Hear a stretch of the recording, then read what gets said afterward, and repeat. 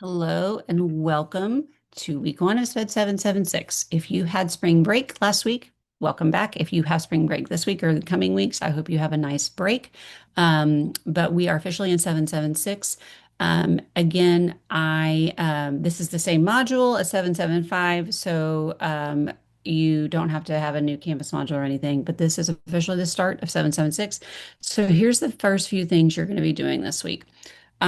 We are really focusing on our ePortfolio resources this week. So it's time to really start thinking about that, start that development. If you have not already, I've put this information here again, the ePortfolio resources and Canvas support and how to put those together.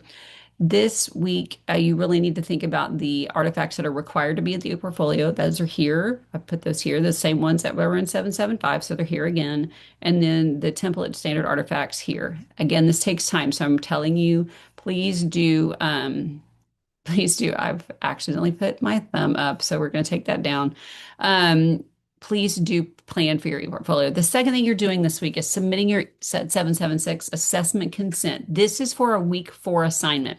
So please take time to get this assessment consent done this week because this week, this assignment is done or due for week four. Okay, so there's going to be two big assignments that you are doing with students during 776. I'm going to show you what they are.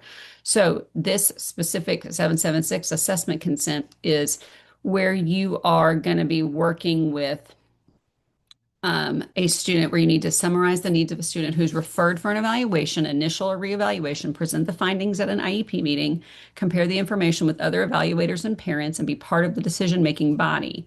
So the on-site supervisors, school psychologists, or special education directors overseeing the graduate student teacher administering the assessment will be present at the student's IEP meeting to ensure the evaluation feedback is shared. And so this is something like if you're able to work with a student who has an IEP that is happening this spring, it can also look like something if you've done that recently, like in the semester. So please do have a conversation with me if you have questions about this, because this is really important. And again, if this is something where the due date doesn't quite jive in the next 3 weeks, please have a discussion with me because I understand that everyone is on spring break and at some point in the next couple of weeks. So be sure that you are having a conversation with me about this. But it's important to do this week so that we can plan ahead for this because I'm willing to be flexible on this particular assignment. The next thing that you are going to need to look at, and pardon me for scrolling, but if you go all the way down, I want you to look at this work here. I do want to show you the interventions assignment for um,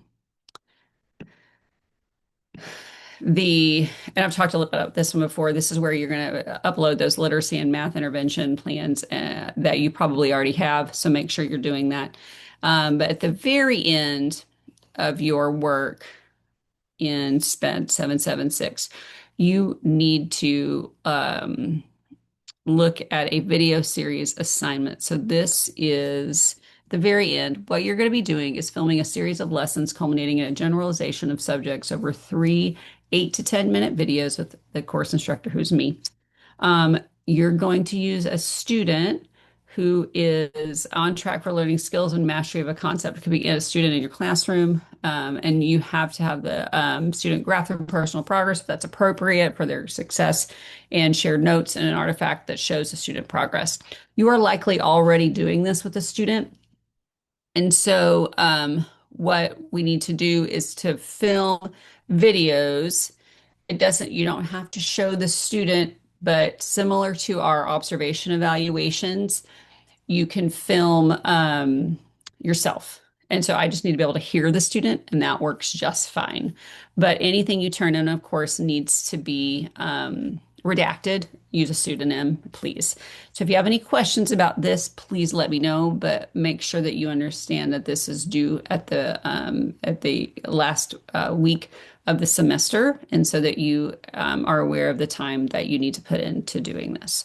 So let me know if you have any questions as you're going into this term, and I look forward to working with you for the next couple of weeks and finishing up the last couple of observation evaluations. The last thing I want to say is if you are a person that is going to be registered for SPED 777, which is the last part of teach, if you are the one of the ones that needs to obtain that for your or do that for your initial Wisconsin licensure. If your advisor has told you that you need to register for Summer One SPED 777, please let me know. Because summer registration, I think, starts in about 3 weeks, around April 6th or so.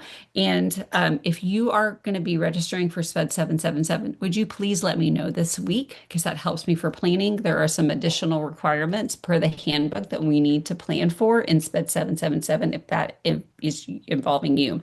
If you have questions about whether or not that applies to you, please ask your advisor because they would know if you need to register for SPED 777. And again, that typically only applies if you are obtaining an initial Wisconsin licensure or there is a special situation that Dr. Cropet and your advisor have let you know that you need to register for SPED 777.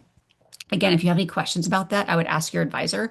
I can help facilitate that, but it's better just to email them and ask, do I need to register for SPED 777? Again, you should already know that because registration is coming up soon and you've probably already been advised, but for many of you, that may not be the case. So just let me know and hope you have a great week. Talk to you soon.